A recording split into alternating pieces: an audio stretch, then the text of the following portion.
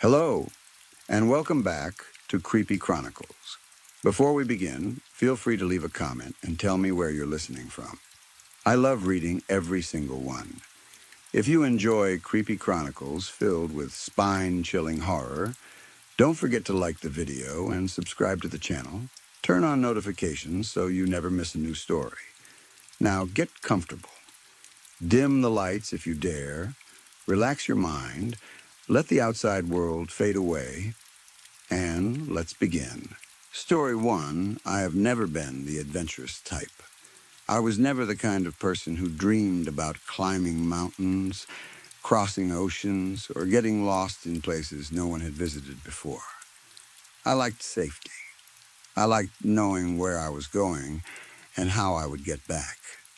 Even when I was young, I preferred staying close to home. But when you are 16, boredom can change you. At that age, time seems to move more slowly than it does for everyone else. A single afternoon can feel like an entire week. When there is nothing to do, you begin searching for excitement in places you would normally avoid. Even the quietest, emptiest corners of the world start to look as if they are hiding secrets. That was how my friends and I became interested in abandoned places. At first, it was harmless. We explored an empty farmhouse outside town where the roof had partly collapsed. Then, we found an old factory near the highway, filled with rusted machines and broken windows. After that came barns, ruined cabins, empty warehouses, and forgotten fishing sheds along the coast. We told ourselves we were explorers. The truth was that we were bored teenagers who liked the feeling of being somewhere forbidden. We enjoyed stepping through locked doors and broken fences. We liked imagining that the places belonged to us, even if only for a few hours. The thrill was not really about danger. It was about control. We believed we could enter a place everyone else had abandoned, walk through it without fear, and leave whenever we wanted. That belief was the reason I ended up on the island. I was not stranded because of a dramatic storm or a terrible shipwreck. There were no giant waves, no lightning, and no heroic struggle against the sea. There was nothing like that. It was simply a foolish plan that went wrong. There was a small island several miles across the bay from the town where I lived.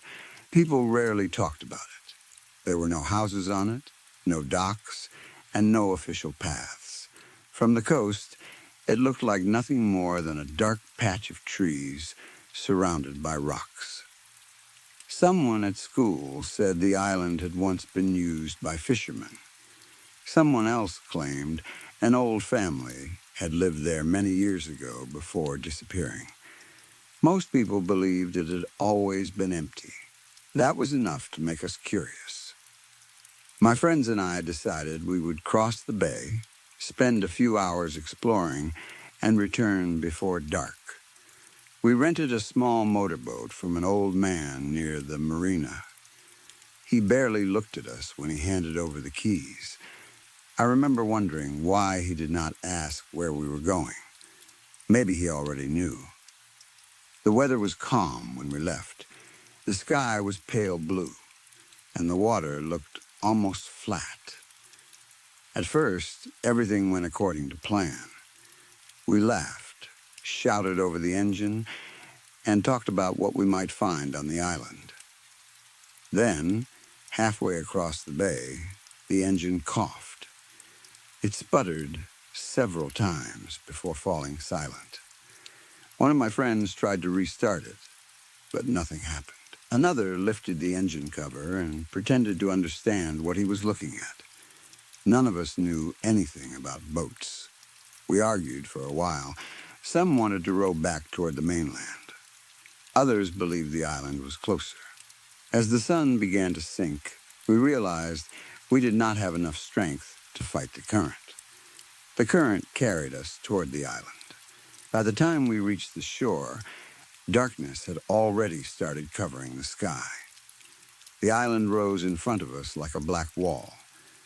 Jagged rocks surrounded the beach, and the trees behind them seemed twisted and crowded together. It did not look welcoming. Still, we were relieved to stand on solid ground. What happened to the others is difficult to explain. Even now, I am not sure whether they were ever truly there after we reached the shore. I remember pulling the boat onto the beach. I remember hearing voices behind me. I remember someone complaining about the cold. But when I turned around, I was alone. There were no footprints beside mine. No voices came from the trees. No one answered when I shouted their names. For hours, I searched the beach and the nearby woods. I called until my throat hurt. I convinced myself they had wandered inland, though I knew none of them would have left without telling me. Eventually, I had to accept that I could not find them. That first night, I tied a tarp between two small trees and built a fire from driftwood. The wood was damp, but it caught more easily than I expected. I sat beside the flames and listened to the waves breaking against the rocks. The wind smelled of salt, wet leaves, and something rotten. Far away, a gull cried. That was all. The island felt ordinary. There were no strange lights in the trees. No shadows moved around my camp. Nothing came out of the darkness. For a while, I almost felt foolish for being afraid. I told myself my friends had somehow returned to the boat or found shelter somewhere else. In the morning, I would repair the engine, search for them, and leave. I slept badly, but I slept. When morning came, I noticed the boat immediately. I had tied it securely to a large boulder near the water. I had checked the knots twice before leaving it. The tide had been low, and the boat had rested close to the edge of the shore.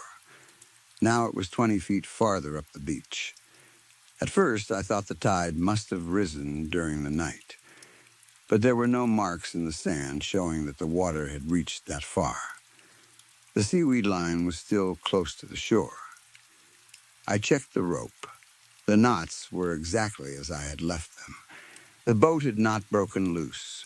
It had not been dragged by the tide. Something had moved it while it was still tied to the rock. I laughed when I realized what I was thinking. I told myself exhaustion had confused me. Maybe I had pulled it farther onto the beach and forgotten. Maybe the tide had behaved strangely. Maybe the wind had shifted it. There had to be a normal explanation. I untied the rope and pushed the boat into the water. Since the engine was dead, I used the emergency oars. The sea was calm. The surface reflected the sky like glass. The mainland was visible in the distance, and for the first time since arriving, I felt hopeful. I rowed until my arms began to ache. I kept my eyes on the horizon. I measured my progress by watching the island behind me grow smaller. But it never did. No matter how hard I rowed, the island remained the same size. I told myself it was only because distance was difficult to judge on open water.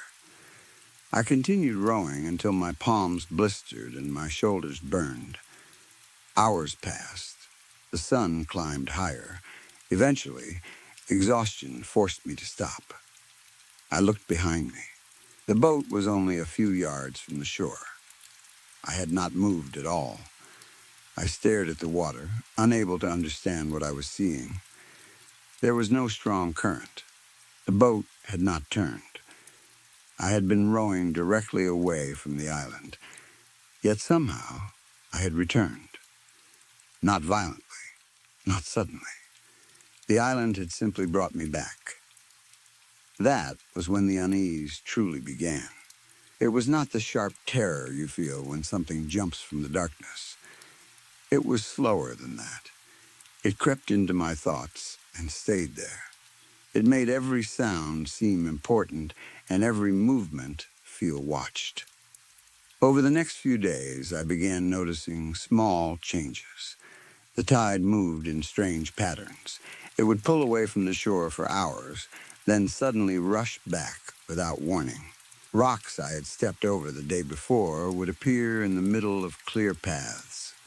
Trees seemed to lean towards certain trails, as though trying to guide me away from them. Every morning, my footprints were gone. At first, I thought the wind had covered them, but the sand around my camp remained smooth. Even deep marks near the water disappeared without a trace. It was as if the island did not want proof that I had walked there. I started keeping records. I scratched lines into a piece of driftwood to count the days. I drew rough maps of the beach and the forest. I marked the locations of rocks, trees, and streams. The maps became useless almost immediately. Paths shifted overnight. Trees appeared where there had been open ground. Cliffs seemed closer one day and farther away the next. I began making attempts to escape. Every one of them failed. I built signal fires on the beach, hoping a fishing boat or passing ship would see the smoke. The fires burned strongly while I watched them. The moment I turned away, they went out. There was no smoke, no heat, and no glowing ash. It was as if the fire had never existed. I climbed the cliffs to get a better view of the sea. Each time, the ground changed beneath me. Rocks that seemed firm broke loose under my hands. Sand slipped beneath my boots. Vines curled around my ankles, making me fall. Once, I was only a few feet from the top when the entire section of cliff seemed to stretch upward. The edge moved farther away even as I climbed. I fell and badly cut my leg.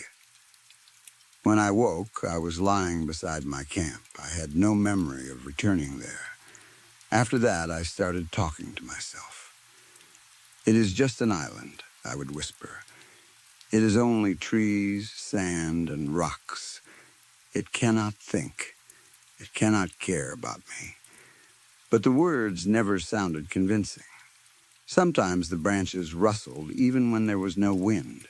Other times, the wind blew hard enough to bend the grass, but the trees remained completely still. The horizon began to look different. At first, the mainland had been visible as a thin line in the distance. After several days, it seemed farther away. Then, it became a faint shadow. Eventually, it vanished completely. The sea surrounded me in every direction. Each day, the world beyond the island seemed more distant. It felt as if the island were stretching the ocean to keep me trapped, to keep me far away from everything I once called home. After a while, I began to think of the island as my home, not because I wanted to live there, because I was being forced to. I explored deeper inland, searching for caves, tools, or signs of other people. I found the remains of old shelters made from driftwood and branches. I discovered cracked clay pots beneath the roots of trees. Rusted hooks and broken knives were half buried in the dirt. Other people had been there before me. Fishermen, travelers, campers, or people who had become stranded just as I had. I found no bodies. That frightened me more than finding bones would have.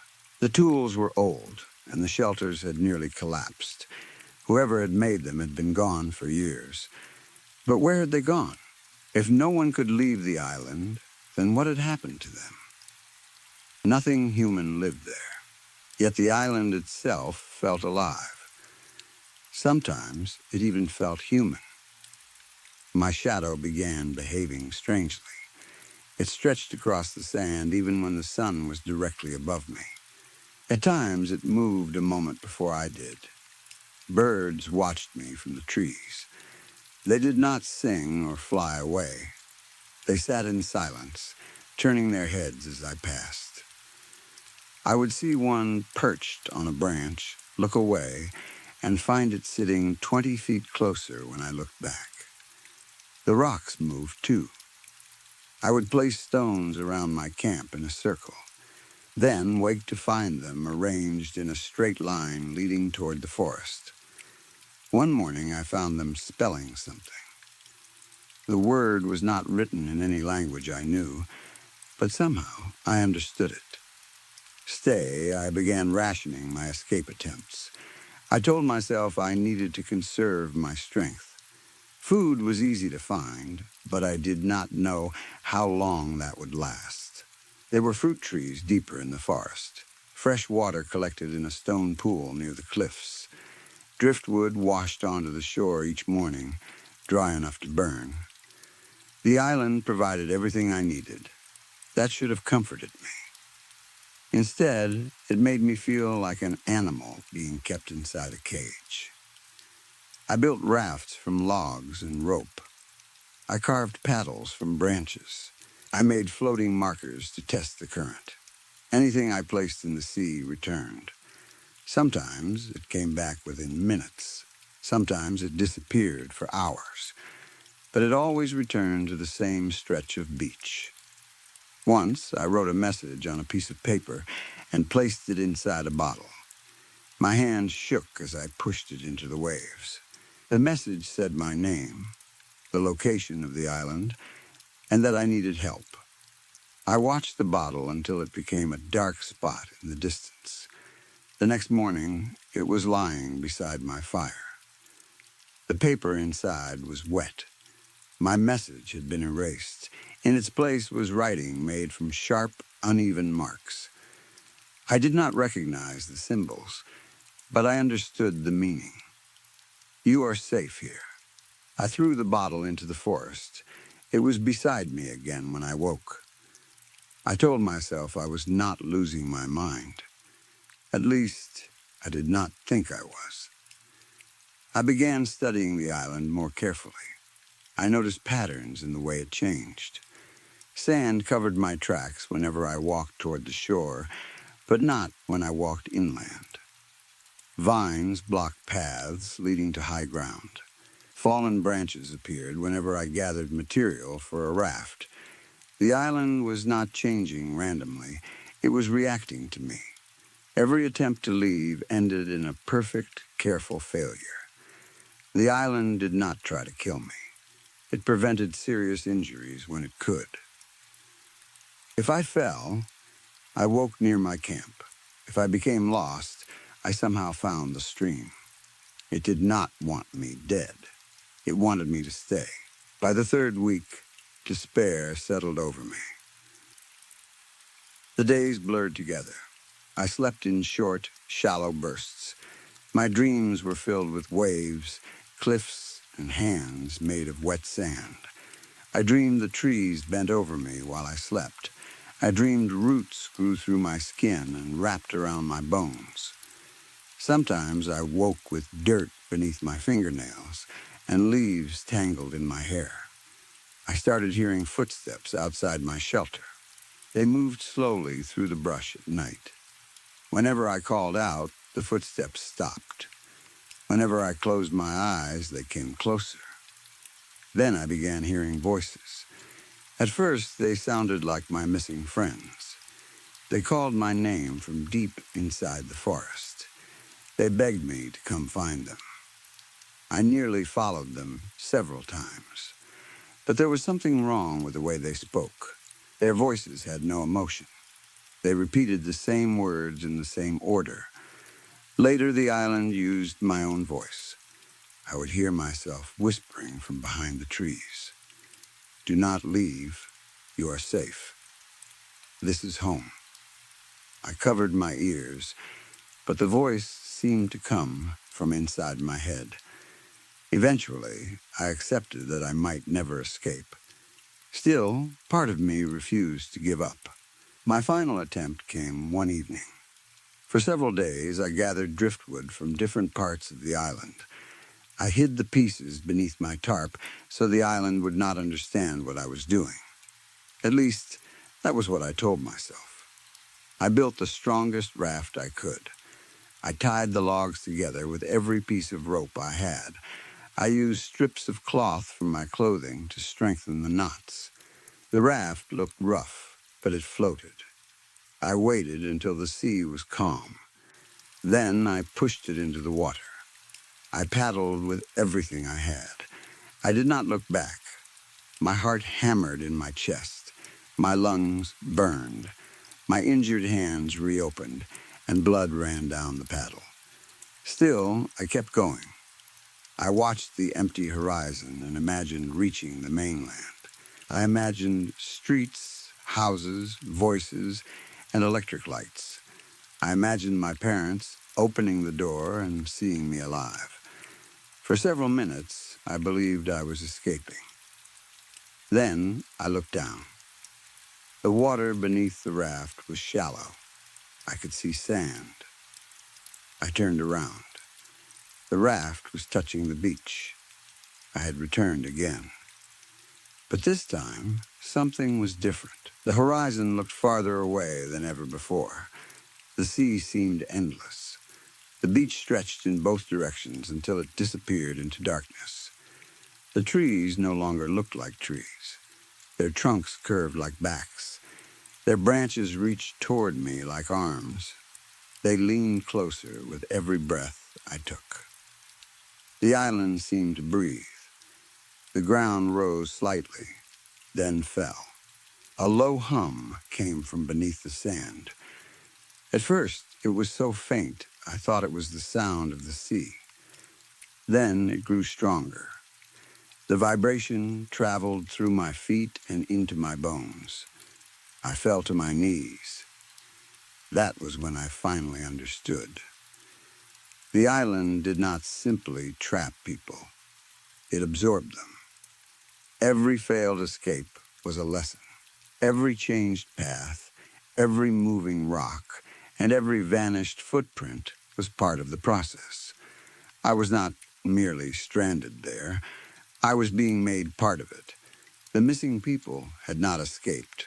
They had become the island. The thought should have filled me with terror. Instead, I felt something else beneath the fear. Recognition. The wind shifted. Footsteps moved behind me, though no one was there.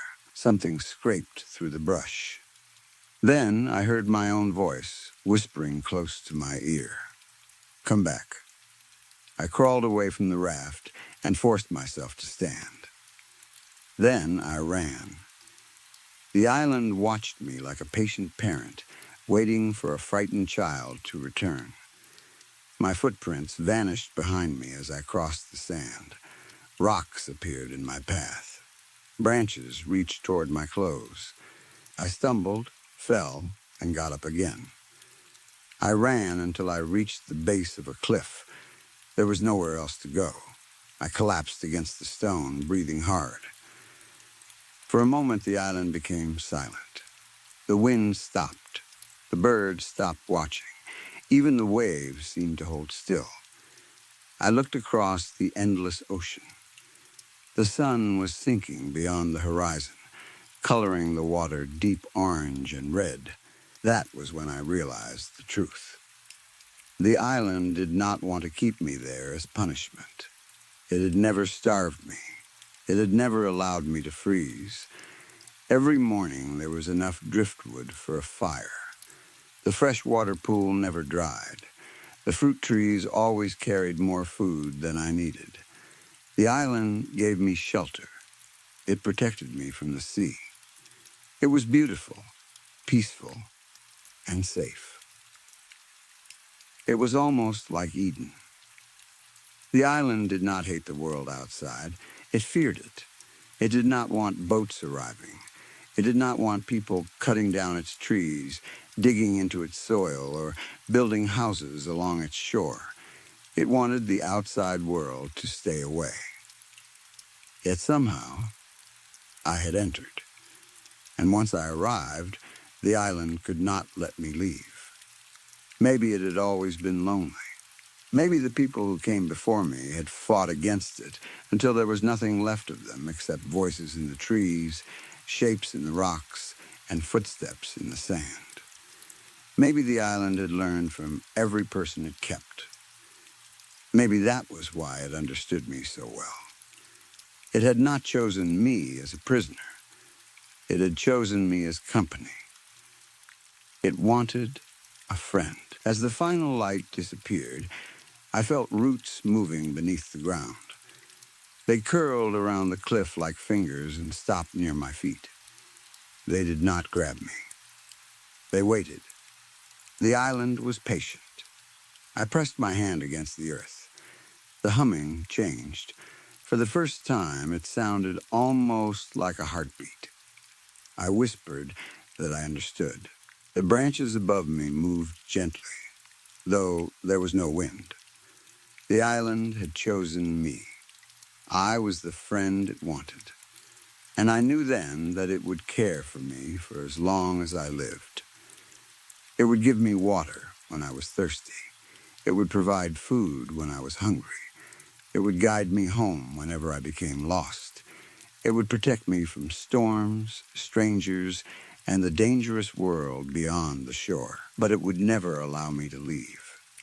Not tomorrow, not years from now, not even after I died. Because one day, my voice would join the whispers in the forest. My shadow would move across the sand without me. My thoughts would pass through the roots beneath the ground. One day, someone else might arrive. They would build a fire and tell themselves the island was ordinary. They would find fresh water, fruit, and dry wood waiting for them.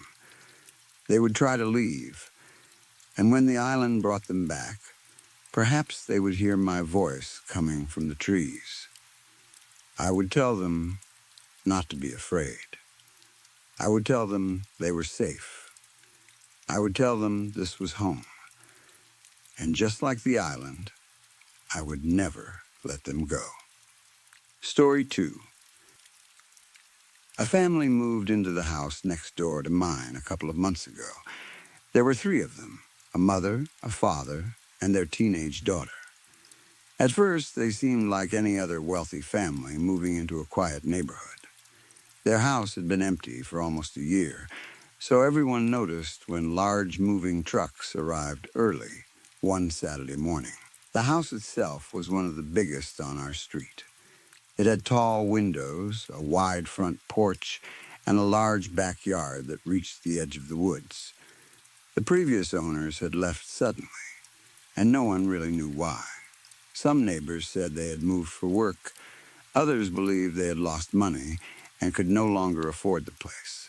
Whatever the reason was, the house had remained dark and silent for months. The new family changed that immediately. Workers came every day to repair the fence, clean the windows, and repaint the walls. Expensive cars began appearing in the driveway. The father always wore clean suits, even on weekends, and the mother dressed as though she was going to an important event every time she stepped outside. They both smiled and waved whenever they saw anyone, but they never stopped long enough to have a real conversation. Their daughter was different. The first time I saw her, she was standing in the driveway while the movers carried boxes into the house. She had long, dark hair, pale skin, and calm eyes that seemed to study everything around her. She was beautiful, but not in a warm or friendly way. There was something cold and controlled about her appearance, like every small detail had been carefully planned. She noticed me watching from my front yard. For a few seconds, we stared at each other. Then she smiled. It should have seemed friendly, but it made me uncomfortable. Her lips formed the correct shape, yet her eyes did not change. There was no happiness in them. It looked like she had practiced that smile in a mirror until she knew exactly how to use it. I looked away first. A few days later, I learned that she had started attending my school. Her name was Evelyn Vale. I never properly introduced myself to her, even though we lived next door to each other. I saw her walking through the hallways between classes, sitting in the cafeteria, and standing outside the school at the end of the day. She always seemed to have people around her. It did not take long for everyone to know her name. Students talked about her constantly. I would hear people describe her as pretty, wealthy, intelligent, charming, and mysterious. Boys tried to impress her. Girls wanted to become her friend. Even teachers seemed to like her. She answered questions politely, completed every assignment, and never caused trouble. Popularity usually took time, but Evelyn became popular almost immediately. She did not chase attention. Attention followed her. Whenever she walked into a room, people looked at her. Whenever she spoke, everyone listened. Students who had never cared about anyone except themselves suddenly wanted her approval. It was as if she had some invisible force around her that pulled people closer. I will admit that I respected some things about her. She was not like the usual popular girls at our school. She did not openly insult people. She did not spread rumors in front of everyone or laugh at students who wore cheap clothes. She never pushed anyone away just because they were awkward, poor, or unpopular. In fact, she often defended the outcasts. One afternoon, I saw two football players making fun of a quiet boy named Daniel because of the old shoes he wore. Evelyn stepped between them and asked if humiliating someone made them feel important. She did not raise her voice, but both players immediately stopped laughing. Another time, a group of girls made cruel comments about a student who had a speech problem. Evelyn sat beside that student during lunch and talked to her as though no one else existed. People loved her for moments like that. They called her kind. They said she had a good heart. Some even described her as an angel. But I never trusted her. There was something about Evelyn that did not feel genuine. Her kindness seemed too perfect.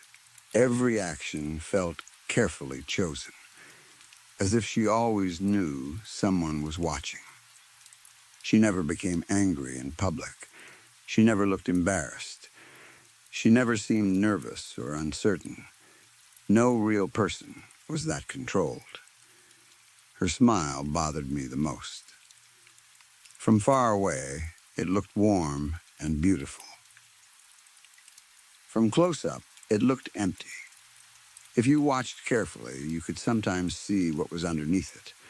When popular students crowded around her, asking questions and begging for her attention, a flash of disgust would appear in her eyes.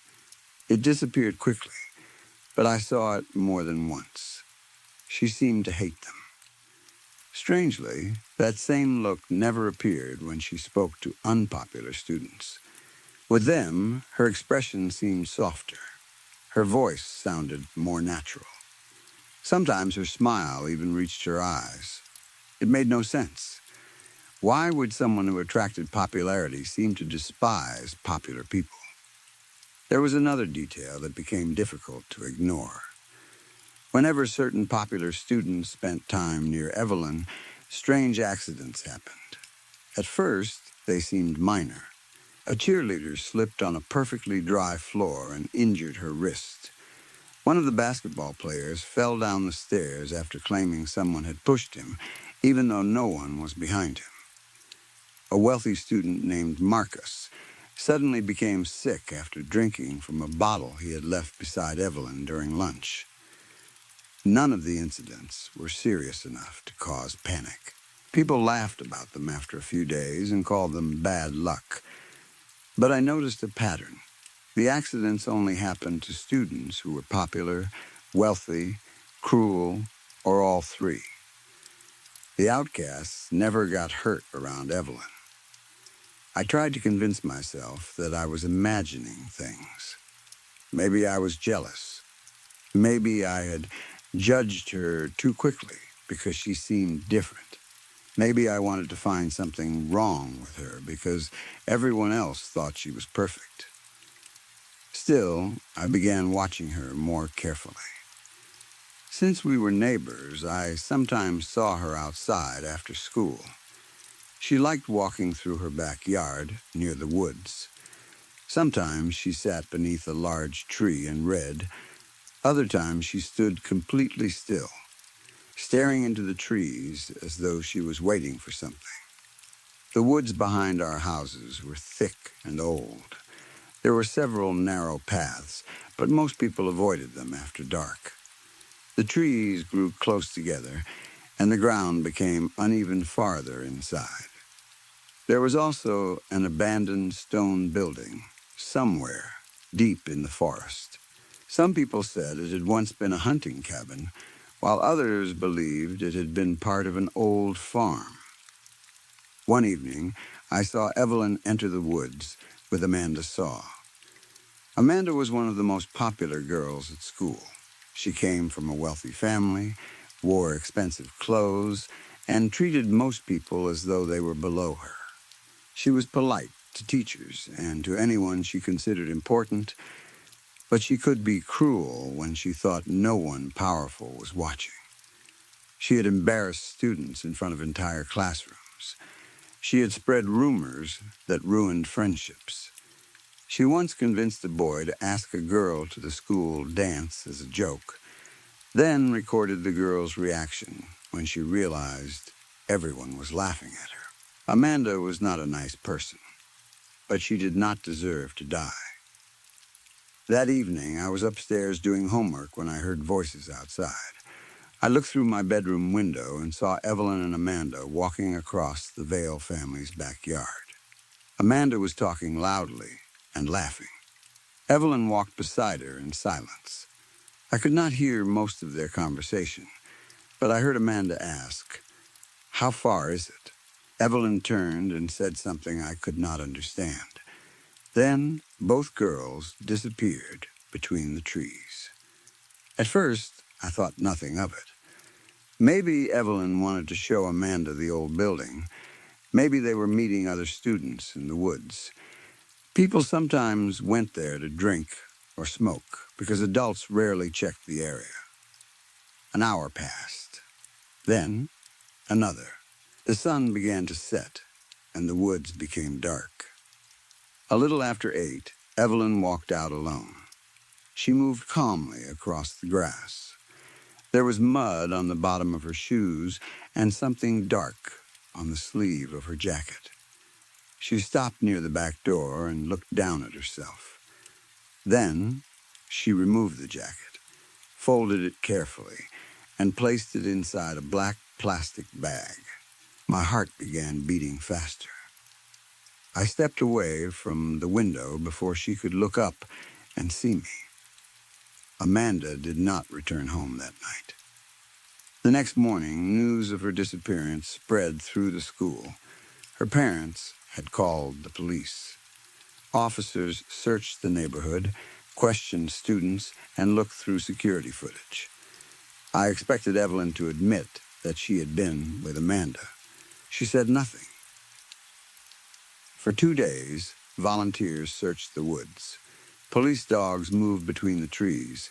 Helicopters flew above the area. Amanda's parents appeared on television and begged anyone with information to come forward. On the 3rd day, they found her body. She was discovered near a shallow stream deep inside the woods. The police did not release many details, but rumors spread quickly.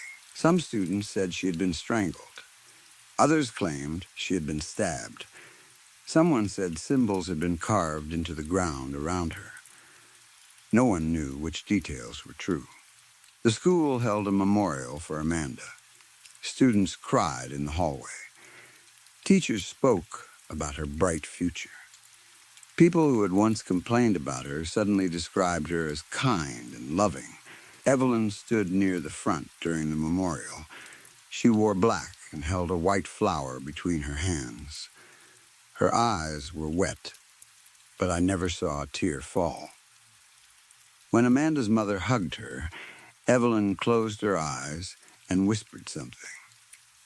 Everyone thought she was heartbroken. I thought she was acting. I knew what I had seen. Amanda entered the woods with Evelyn. Evelyn came back alone. I went to the police. I told them everything. I explained where I had been standing, what time the girls entered the woods, and when Evelyn returned. I also mentioned the jacket and the black plastic bag.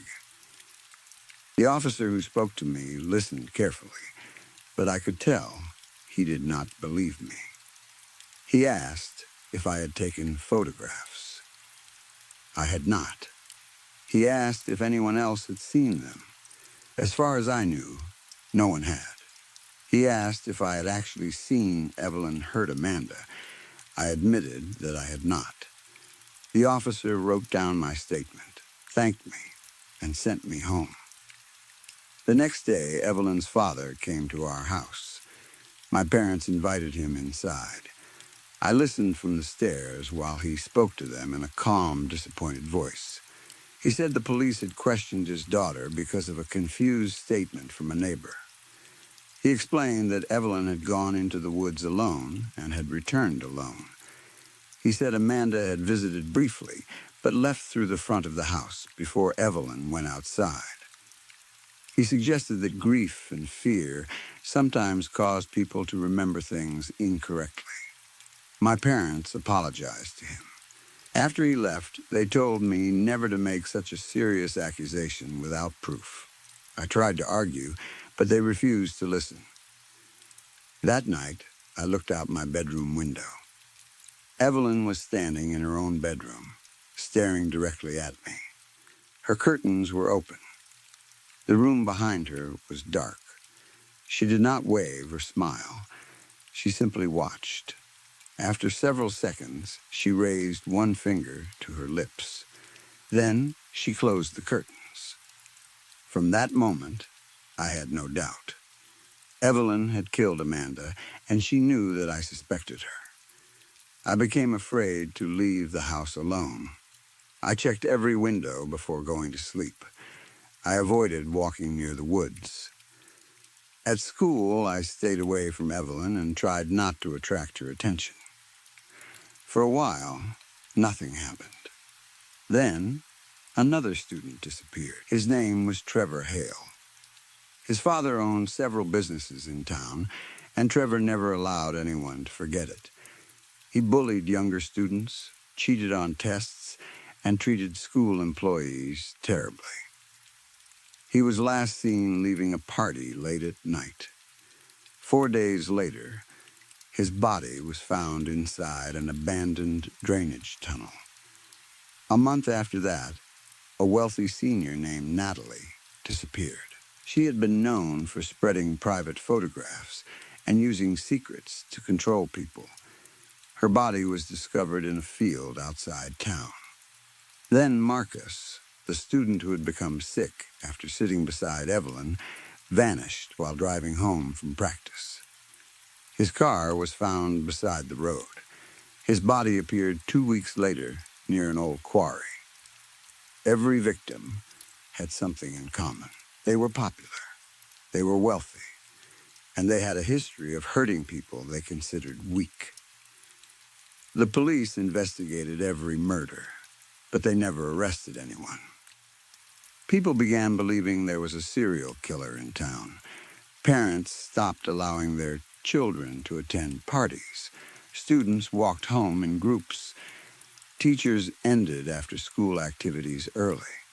Evelyn remained calm through all of it. She continued helping unpopular students. She organized fundraisers for the victims' families. She collected flowers for memorials and created online pages where people could share memories. Every act made her look more innocent. I tried reporting my suspicions again. This time, the police officer seemed irritated. He reminded me that Evelyn's family had cooperated fully. He said their home had been searched and nothing suspicious had been found. He also told me Evelyn had an alibi for at least 2 of the murders. I asked who had provided the alibis. He refused to answer. It became clear that no one wanted to investigate her family too closely. The Vales had money, influence, and a perfect reputation. Evelyn's father donated to local charities. Her mother volunteered at the hospital. They attended community events and spoke politely to everyone. People like that did not look dangerous. That was exactly why they were dangerous. The more I watched Evelyn, the more I believed she had planned everything carefully. She did not choose victims randomly. She studied them. She earned their trust. She let them believe she wanted to be their friend. Then she took them somewhere private. I wondered why she hated popular students so much. Had someone bullied her at her old school? Had something happened to a friend? Was she punishing people who reminded her of someone from her past? I searched online for information about the Vale family, but very little appeared. Their old address was difficult to find. Evelyn's social media accounts were almost empty. She had no photographs from childhood and no visible friends from her previous school. It was as if she had not existed before moving next door. One night, I saw her carrying another black bag toward the woods. I waited until she disappeared between the trees, then quietly left my house. I knew following her was foolish, but I needed proof. No one would believe me without it. The woods were almost completely dark.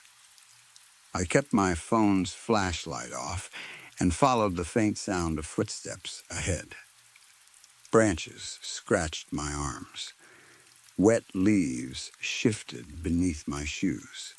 After several minutes, I saw a small light between the trees. Evelyn stood near the abandoned stone building. She placed the black bag on the ground and opened it. From where I was hiding, I could not see everything inside.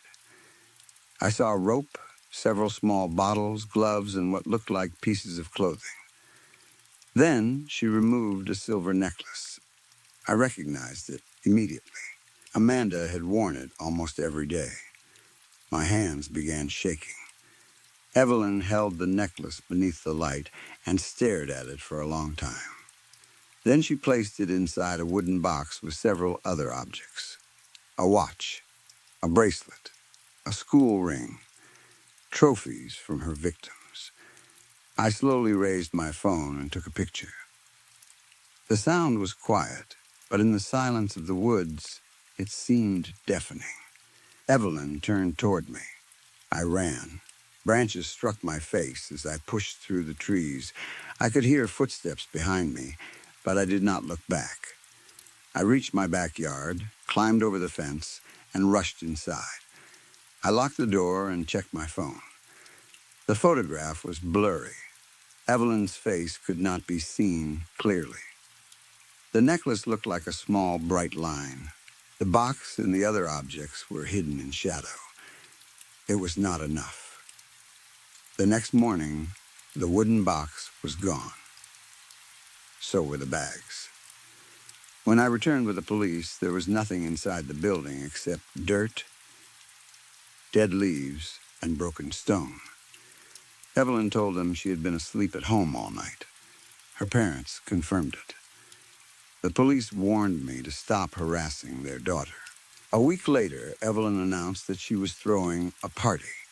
She said it would be a celebration of the lives of the students who had been murdered. There would be music, food, candles, photographs, and a moment of silence. Almost everyone at school was invited. People called the idea beautiful. They said Evelyn was helping the community heal. I could not believe it. She was holding a party for the people she had killed. It was cruel, but it was also brilliant. The event made her seem compassionate. It placed her at the center of everyone's grief. No one would suspect the girl who worked so hard to honor the victims. The party took place at her house on a Saturday night. Cars filled the street. Music played loudly. Students carried flowers and photographs inside. Teachers, parents, and even a few police officers attended. I watched from my bedroom window. Evelyn stood near the front door wearing a white dress. She hugged guests and thanked them for coming. Candles glowed behind her. Pictures of Amanda, Trevor, Natalie, and Marcus covered a long table. For a moment, she looked exactly like the angel everyone believed her to be. Then she glanced toward my window. Her smile changed. It became smaller and colder. She knew I was watching. Later that night, I found an envelope beneath my bedroom door. No one had knocked. My parents had been downstairs the entire time, yet neither of them had seen anyone enter the house. My name was written on the front. Inside was a photograph of me standing in the woods near the abandoned building. On the back, someone had written one sentence: "Not everyone I punish is popular." I barely slept after that. The next morning, Evelyn was outside helping her mother collect trash from the party. She laughed when neighbors praised the event. She thanked people for their support and promised to organize another memorial soon. Then she looked at me. She smiled like nothing had happened. I still do not know why she is doing this. Maybe she was bullied at her old school. Maybe someone wealthy and popular destroyed her life. Maybe she believes she is protecting the weak by killing the cruel. Perhaps she sees herself as some kind of judge, deciding who deserves to live and who deserves to die. But that cannot make what she is doing right. She acts kind because kindness protects her. She helps outcasts because they trust her. She surrounds herself with popular people because it allows her to study them. Every smile, every good deed, and every memorial is part of her disguise.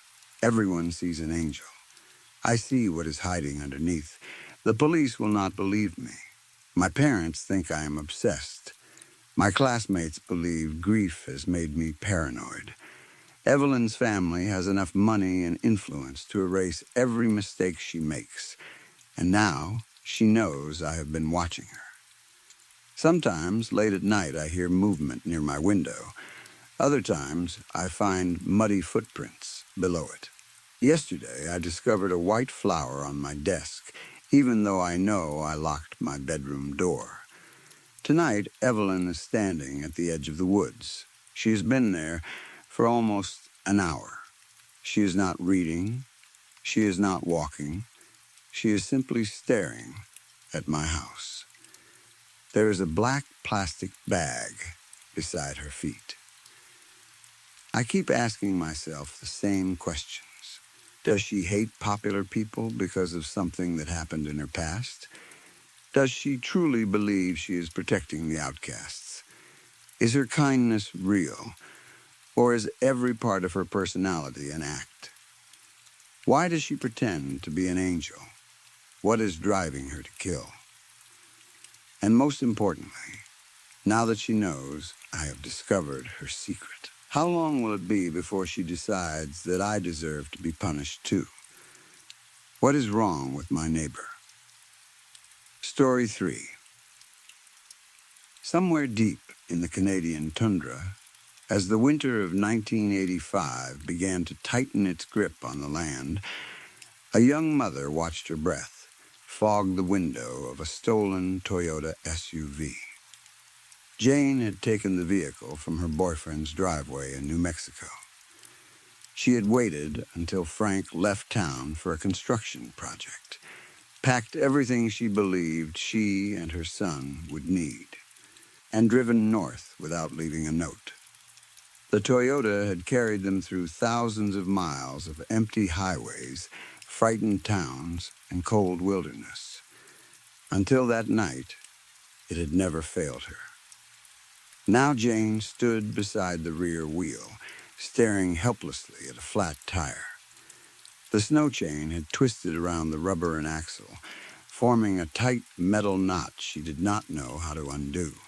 Snow had soaked through the knees of her jeans, and the thin mittens on her hands were almost useless. They were the kind of mittens someone from a warm state bought, because they looked suitable for winter. They were not made for a freezing night near the Arctic.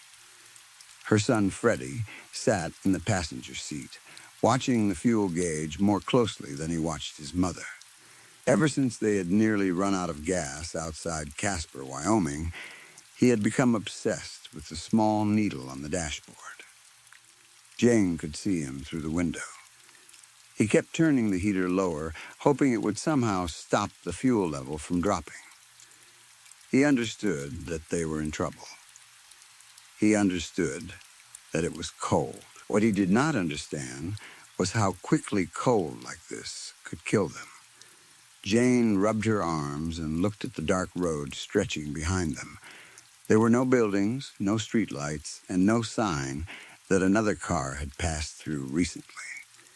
Snow erased the tire tracks almost as soon as they appeared. She thought about Frank. He had left the previous morning to supervise a project outside town. Jane could have used him now. Frank knew how to repair things. He knew engines, tires, chains, heaters, pipes, and almost everything else Jane had never learned. Perhaps she should have waited one more day for him to return. She pushed the thought away before it could hurt too much. Freddie could barely remember a life without Frank. He had been there for most of the boys' childhood. He had given them a house with a spare bedroom, a new television, and a video cassette recorder that Freddie treated like the greatest invention in the world. But Jane remembered the years before Frank. She remembered moving from one rented room to another, changing jobs whenever a landlord or manager became too interested in her, and leaving relationships before they became dangerous. Long before she had an SUV, a comfortable home, or anyone to help pay the bills, Jane had learned one important lesson. When the time came to run, she ran. She had made the decision in September. The nuclear explosion in Louisville, Kentucky, had happened months earlier and hundreds of miles from New Mexico. At first, it had felt like something from another world, terrible but distant. Jane and Frank had stayed awake late into a warm July night, watching grainy helicopter footage of the ruined city. Television reporters had spoken about a possible Soviet attack. Military experts had pointed at maps.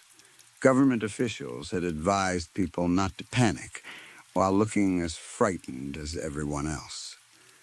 At 2 a.m, Frank had turned to Jane and said that if the Russians launched another bomb, he would rather not know it was coming. Jane had agreed. They went to bed believing the world might end before sunrise. But morning came. Their neighborhood was still standing. There was no fallout in the desert wind. Freddie invited friends over the next day. Frank received 2 new contract offers before the end of the week, and Jane returned to the cleaning job she worked between semesters at community college. For a while, life seemed determined to continue. As July passed, reporters in Moscow said there had been no American counterattack. There was no evidence that the Soviet government had ordered the strike. No country claimed responsibility for the bomb. President Reagan appeared on television almost every night. His confident smile became weaker as journalists began accusing the government of lying. Some newspapers suggested the attack might have been carried out by the United States itself. That created an even more frightening question. If the government had destroyed an American city to start a war, why had the war never begun? Jane had spent weeks trying not to think about it. Now, beside the frozen Toyota, a sudden movement on the road pulled her back into the present.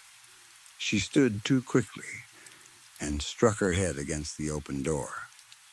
Pain flashed across her skull. Then she saw 2 pale lights glowing through the falling snow. Headlights. A vehicle was approaching. Jane forgot the pain, stepped into the road, and waved both arms over her head. Inside the approaching ambulance, a dead man tightened his hands around the steering wheel. The skin on his right thumb had split apart days earlier. a piece of white bone pressed through the gray flesh beneath his glove. The wound burned even though his heart no longer beat and blood no longer moved properly through his veins. Most of his organs felt strangely calm. His hands carried the worst of the pain for now. When he squeezed the steering wheel or tightened the muscles in his arms, the pressure sometimes made the agony easier to bear. He did not understand why. He understood very little about what had happened to him. He only knew that he had died, woken again, and discovered that death hurt more than any living person could imagine. Before Freddie had returned to school at the end of summer, Jane had started hearing rumors about Louisville. The government, people said, had destroyed the city for a reason. Something had been spreading there, something the rest of the country was not supposed to see. At first, the stories were unclear. There had been violence near the center of the city. Police officers had disappeared. Hospitals had requested military help. Then television networks discovered that audiences doubled whenever the reports became more violent. Recordings from emergency operators were played on the news. Viewers heard people screaming on telephone lines. Police radios carried confused requests for more officers, more ambulances, and special weapons teams. One operator described speaking to a terrified man who had fired every bullet in his revolver into an attacker's chest. The bullets had knocked the attacker down, but seconds later it had stood up again. Jane had tried not to believe the reports. Then, in September, a storm formed over the remains of Louisville and moved south toward Tennessee. When it reached the town of Carthage, rain fell heavily through the night. Residents said it burned their skin. The rain smelled of metal and decay. Dogs became sick after drinking from puddles. Fish floated dead in the Cumberland River. By morning, people had begun attacking one another. The dead man in the ambulance could now see the Toyota's red rear lights. A woman ran toward him, waving and shouting for him to stop. Fear traveled through his arms and into his damaged fingers, reaching places where living blood could no longer carry adrenaline. He slowed the ambulance. He did not have to hurt her. He repeated the thoughts silently as he pulled a pair of old work gloves over his ruined hands. He could help her and continue north. The night after the storm in Carthage, Frank had been away at work. Jane sat alone in the living room, watching the news while Freddie slept. For the first time, she saw clear footage of the infected. A group of them ran toward a line of police officers. They moved with the wild speed of frightened animals, but they did not seem to feel fear themselves. The officers fired. Bodies jerked as bullets struck them, yet most continued moving. Jane had seen something like it before in a horror movie on her first date with Frank. That had been fiction. The screaming on television was not. Now, on the frozen road, the ambulance stopped in front of Jane. A man stepped out and stood between the headlights. He wore a trucker's jacket, thick boots, and heavy pants. He was not dressed like a paramedic. Jane noticed, but desperation was stronger than suspicion. "Can you help us, sir?" she called. Her jaw shook so violently that her teeth knocked together. "Our tire is ruined. I've never used snow chains before." The man did not answer immediately. It had been several days since Ernest had spoken aloud. He hoped the darkness would hide his cloudy eyes, his sunken cheeks, and the damaged skin around his mouth. The woman might also notice that no breath appeared in front of his face. He extended one gloved hand and raised his thumb. "Sure," he said. His voice sounded almost normal. The medical supplies in the ambulance had helped. Salt water kept his throat moist, and certain drugs reduced the stiffness in his jaw. He told himself again that he did not have to hurt her. Ernest walked toward the Toyota.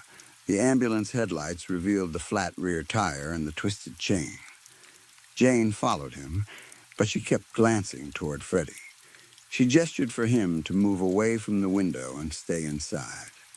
Before touching the damaged wheel, Ernest inspected the tire on the opposite side. "You did this 1 second?" he asked, keeping his face turned away from her. "There's nothing wrong with it." "First, actually," Jane replied. She felt herself relax slightly. His voice was rough, but he seemed to know what he was doing. "I thought I'd made a complete mess of it." "Not at all," Ernest said. "You have a spare attached to the back. It won't be perfect, and it probably wasn't made for weather like this, but it should carry you a little farther. Drive slowly. There's a truck stop up the road." Jane smiled with open relief. "Thank you. I have a flashlight in the car." "Do you need it?" Ernest said he did. He asked whether she also had a jack and a wheel lock key. Jane opened the rear of the Toyota and searched through the luggage. As she leaned inside, the ambulance headlights clearly revealed Freddie in the front seat. The boy was staring directly at Ernest. For a moment, the dead man remained completely still. Had Freddie been watching him the entire time? Had the boy seen his face more clearly than his mother had? Freddie did not move. He stayed pressed against the passenger seat, trusting Jane to protect him as she always had. Ernest forced his attention back to the tire. He did not have to hurt her. Jane returned carrying the flashlight and tools. "Do you want me to hold the light?" she asked. Ernest shook his head. "Leave everything here and get back inside. Your jeans are wet. They'll freeze if you stay out much longer. These are the only pants I brought," Jane said with a nervous laugh. Ernest knelt beside the wheel. Without help, she and her son would have died there before morning. He whispered the thought so quietly that Jane did not hear him. The farther north he traveled, the quieter the pain of death became. He believed the cold slowed the decay spreading through his body. But the cold created other problems. His body produced no heat. If he remained outside too long, his joints froze and his muscles became stiff. Hot water bottles helped when he could find them, but he still had to work quickly. "What should I call you?" Jane asked from behind him. Ernest, he did not ask her name. As he turned the tire iron, a sharp pain tore through his exposed thumb. The cold had slowed the rot, but it had not stopped it. He clenched his jaw. He did not have to hurt her. Inside the Toyota, Freddie watched every movement Ernest made. He had never seen a face shaped like that. The man's cheeks looked too deep, and the bones around his eyes seemed too sharp. Ernest also avoided looking directly at either of them. Jane had told Freddie that God had protected them since they left New Mexico. The highways through Wyoming had been almost empty. The panic after Carthage kept most people inside for the first day, listening to radios or staring at television screens. Freddie had heard reports Jane believed she had hidden from him. He knew about the deaths.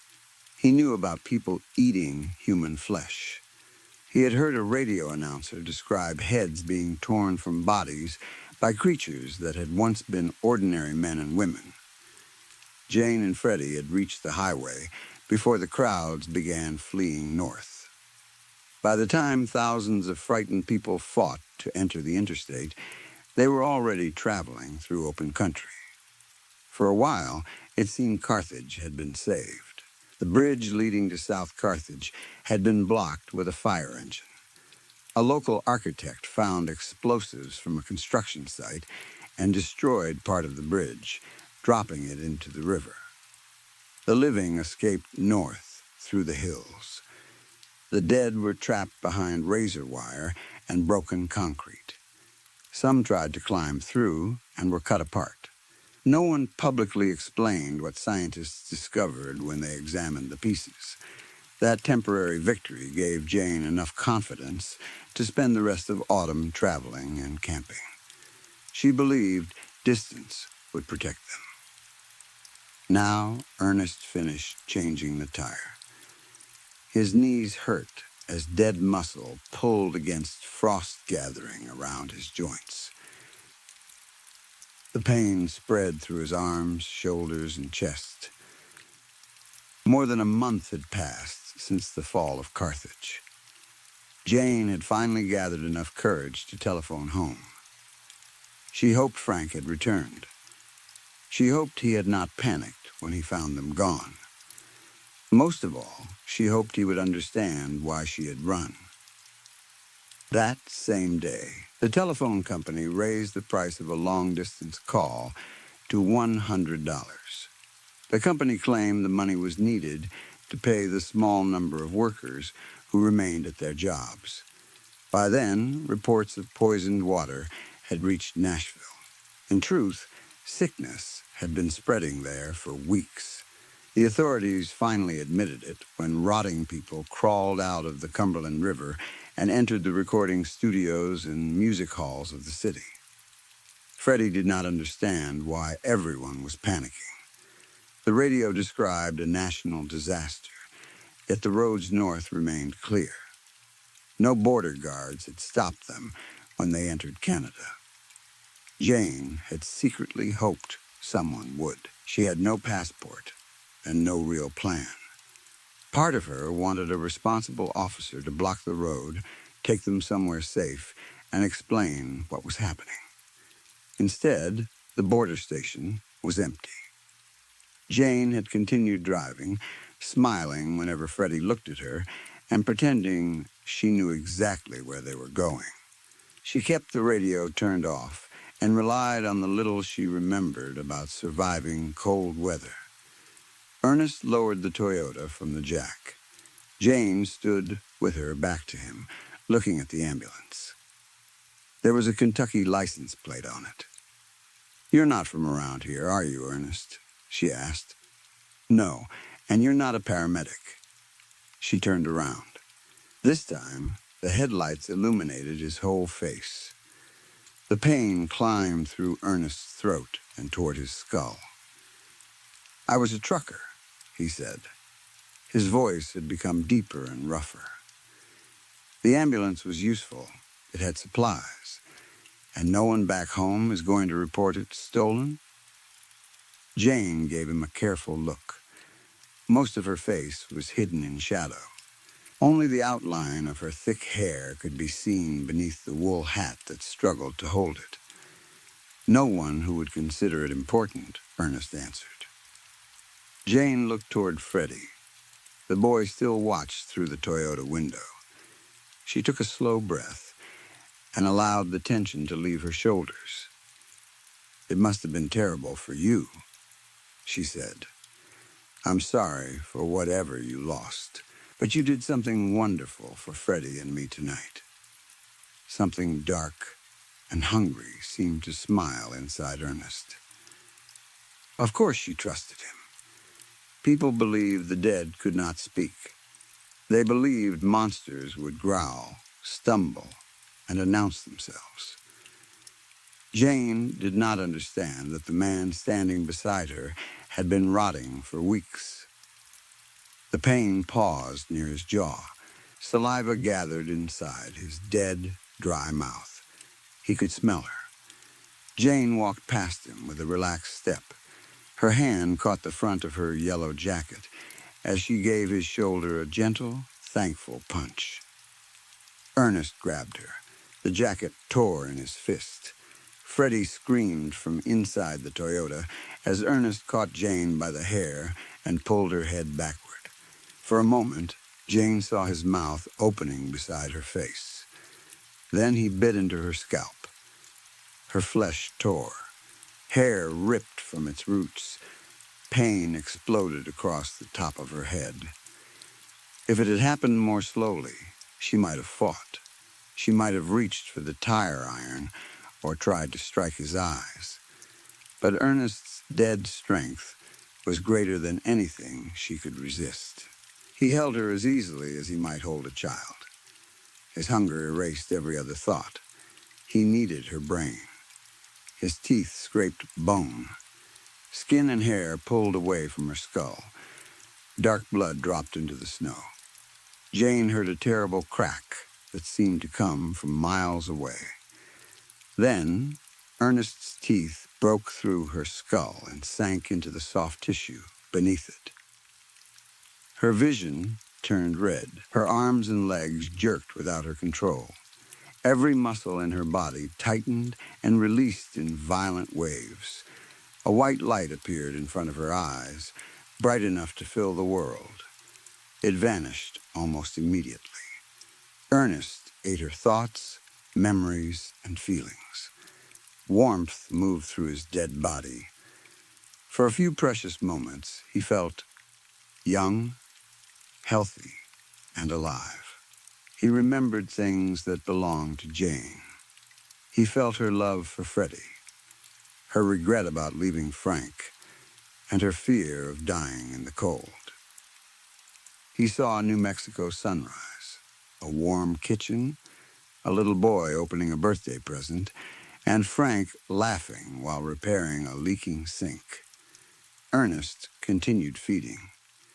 He broke pieces from her skull and dug deeper until almost nothing remained inside. When he finally released her, Jane's face was empty and twisted. Blood covered her hair. Her eyes stared without understanding. Ernest knelt over the body and allowed the relief to move through him.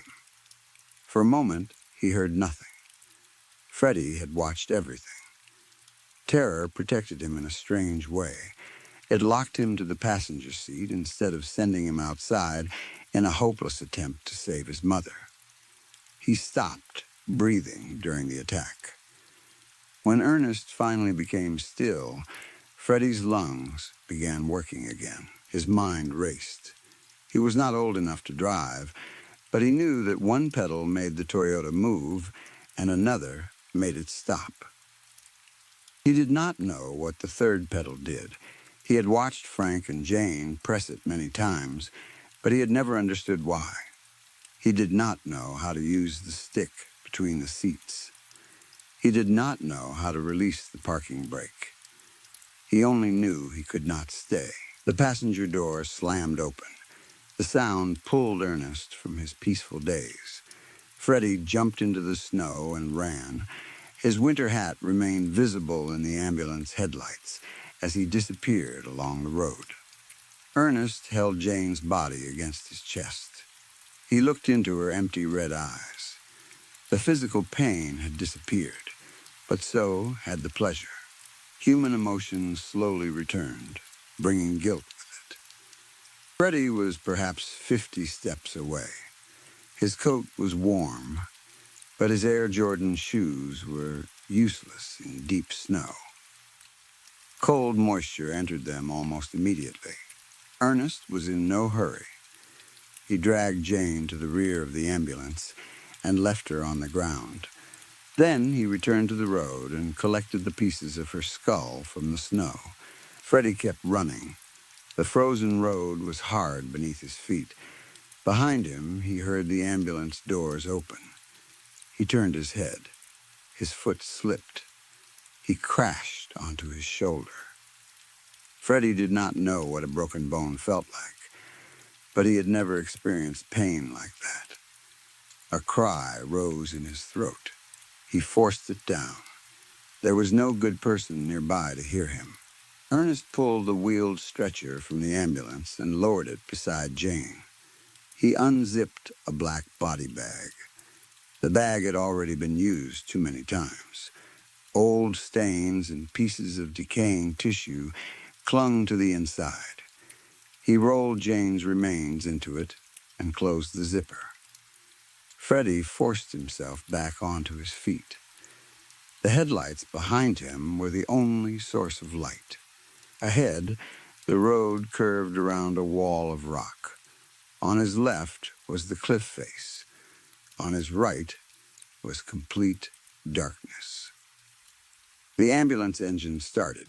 It passed the Toyota, which remained running beside the road. The passenger door was open, and the freshly changed tire sat beneath its new snow chain. If a ranger came through in the morning, the scene would look simple. The vehicle had run out of fuel, and its passengers had tried to walk for help. People made that mistake every winter. Freddie continued running. The road around him slowly grew brighter as the ambulance approached from behind. His feet were completely numb. The engine became louder with every step. Tears froze against his cheeks. It was not fair. God had protected him and his mother all the way from New Mexico. Why would God stop now? Freddie slipped again. This time he landed on his chest. With his face pressed against the frozen road, he screamed in fear, anger, and grief. If Jane had been running, perhaps she would have entered the darkness on the right. She might have hoped for a steep drop and a quick death before Ernest caught her. Freddie was only a child. He was not ready to think about death in such a cold and practical way. Ernest understood that. Freddie remained on the ground, crying. He waited for the ambulance to reach him. He imagined the engine stopping and the doors opening. But Ernest did not get out. He sat behind the steering wheel and waited for Freddie to stand. He opened a medical case and removed a small glass vial. After filling a syringe, he flicked the needle and pushed morphine into his arm. The holes left by needles never healed. He sometimes wondered how many injections his body could survive before the skin became impossible to use. He needed the drug for what he was about to do. Freddie climbed to his feet and began running again. Ernest drove at the same speed, remaining a short distance behind him. A child could not continue for long. He would collapse before frostbite became the greatest danger. Ernest was right. Less than a quarter of a mile later, Freddie fell again. This time, he did not scream. He simply lay there and accepted that he had lost. Ernest stopped the ambulance and stepped outside. His thick boots were designed for frozen roads. He approached the boy, who lay face down, quietly sobbing. Freddie felt a violent pull on the back of his coat. His body rose from the ground. He kicked and struck at the arm holding him, using every piece of strength he had left. Ernest carried him to the rear of the ambulance. The doors opened. Freddie's knee struck the bumper as he was thrown inside. He turned and tried to stand, but the doors closed before he could escape. A second later, the driver's door slammed, and the ambulance began moving. Yellow ceiling lights filled the rear compartment. The vehicle turned sharply. Its wheels slipped on the ice, throwing Freddie against the stretcher. The metal frame rolled forward and struck the doors. The black body bag moved toward him. A thick piece of blood-covered hair stuck through the zipper. Freddie screamed. It was the kind of scream human beings were born to answer, the cry of a child in mortal danger. Ernest heard Freddie striking the walls, cabinets, and equipment. The boy seemed determined to break anything he could reach. Ernest wondered how much damage he would cause and whether replacement supplies could still be found. More importantly, he wondered what Freddie might do to himself. The screams cut through Ernest's ears, which could never heal. He slowed the ambulance almost to a crawl and tried to think of a way to calm him. Eventually, Freddie's throat became too painful to scream. The sound changed into uncontrollable sobbing. Then a radio speaker on the wall crackled. "Can you hear me?" Ernest asked. Freddie stopped crying long enough to inhale sharply. For 1 second, hope entered his chest. Another voice might mean another person. Then Ernest continued, "If it helps, I'll do everything I can to make sure you survive this." The dead quality in his voice was much clearer through the speaker. Ernest took his finger off the radio switch and washed his mouth with salt water before speaking again. "I'm sorry, Freddie. I truly am." He checked the fuel gauge. The ambulance had plenty of gas. There was more than enough to pass the truck stop 25 miles ahead without stopping. Freddie's fear changed into anger. Heat moved into his hands. His fingers formed fists, and he struck the radio casing. By accident, he pushed the switch that allowed Ernest to hear him. "How can you be sorry?" Freddie shouted. His voice rose into a painful, childish cry. "How can you say that after what you did?" Ernest tried to take a breath, even though his body did not need one. "It isn't that simple," he muttered. "Not that simple?" Freddie's voice sounded different now. It was confused rather than angry, almost hopeful. His feet were still numb, but he managed to stand. He moved away from the radio and looked at the body bag. Perhaps he had misunderstood. Perhaps his mother was injured but not truly gone. "You mean she isn't?" Ernest heard the zipper being pulled down. "No, Freddie," he shouted. "Don't open it." It was too late. Jane's blood-filled eyes faced in different directions. Strands of hair were stuck across them, and the top of her skull was a dark opening almost as wide as an orange. Freddie did not scream. His body made small, uncertain movements instead. A strange smile formed on his face as warmth slowly returned to his frozen feet. He stood over his mother's corpse without knowing what expression he was making. In the front, Ernest noticed tiny pieces of bone clinging to his clothes. Soft tissue remained between his teeth. He had stopped counting his victims long ago. Guilt usually faded quickly. But listening to a child become silently broken felt different. "Can you bring her back?" Freddie asked. His voice was calm and clear. "No," Ernest replied. He tried to hide the roughness in his throat. "I thought that was what happened to dead people now," Freddie said. "Is it because of the brain? Does the brain make them come back?" Everything was connected to the brain, Ernest thought, but not in the way Freddie meant. He would explain the truth later, when the boy was safer. "No, it isn't about the brain. I don't understand it very well myself." "What?" Anger returned to Freddie's voice. "How can you not understand? It happened to you." "I saw the movie too," Ernest said, "but I haven't been dead for very long. I woke inside a box. I didn't know the date or even the year. I only knew I needed to escape, and I knew I needed something to make the pain stop." "You mean being dead hurts? More than anything?" Ernest rinsed his mouth again. "The pain takes control of you. It becomes the only thing you can think about. Then you catch someone, and for a while, it stops. You become yourself again. But destroying the brain doesn't always kill us. I saw a man take a shotgun blast directly through his forehead. It didn't even slow him down. Then you can bring her back," Freddie said quickly. "You can do it. Make her like you." He struck the floor. "I would never do that to her," Ernest snapped. "I wouldn't make anyone suffer this pain. And I don't know whether damage to the head changes what comes back. Your mother doesn't have a brain left." That sentence broke whatever control Freddie still had. He threw himself around the rear of the ambulance. Cabinet doors opened, glass medicine bottles shattered, pills scattered across the floor, equipment struck the walls. Everything moved except Jane's body. Ernest allowed him to continue.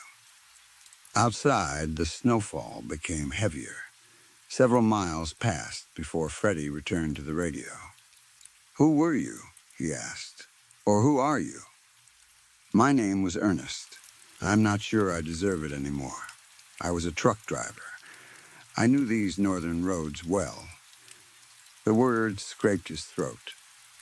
Freddie closed his eyes and took slow breaths, trying to remain calm. Ernest stared through the windshield. The snow was so thick that he could not tell whether his eyes were getting worse or the storm was becoming stronger. The speedometer showed 20 miles per hour. The truck stop was not far away. He flexed his fingers. A small pain had returned to his thumb. Usually a brain, especially an entire one, kept the agony away for longer. The morphine should have helped too. But all of this was still new to him. The radio crackled again. "Are you dead, Ernest?" Fear filled Freddie's voice. Ernest understood what the boy was doing. He was not trying to be brave. He was not simply curious. He was staying alive by keeping the monster talking. Ernest smiled despite himself. "You know something, Freddie? You're the first person who has ever asked me that." Freddie tightened his jaw.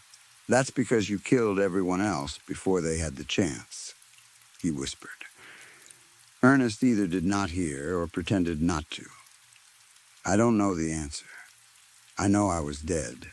Now I have almost every sign of being dead, except I can still talk. How did you die?" Smoking, Ernest released a numb imitation of a breath. "I loved smoking during long drives north. Nothing felt better than the first cigarette with a cup of coffee at a truck stop. Maybe a steak, too. Even when the doctor used the word terminal, I didn't stop. Not even when Cindy cried." "Who was Cindy?" Freddie asked without much interest. He opened his eyes and stared at the body bag. A strange calm had settled over him. "Cindy was my wife," Ernest said. "Maybe she still is. Is she dead, too?" "I hope not." Pain stung Ernest's thumb again. Thinking about Cindy made everything worse. She had lived close to the cemetery where he was buried. If one of the dead had not reached her, the nuclear blast might have. He changed the direction of the conversation. "I only meant that marriage lasts until death. I'm not sure what happens when one person returns. Do you have children?" "No," Ernest replied. It was a lie. "I tried smoking again after I woke up. It didn't feel the same. There was no pleasure in it. It only tasted rough." He suddenly remembered that he was speaking to a boy who appeared no older than 11. "Were you afraid to die?" Freddie asked. "Oh, yes." Freddie's face tightened. His throat closed as he fought not to make another sound. Ernest understood the silence. He imagined the boy sitting beside his mother, wondering whether he would die next.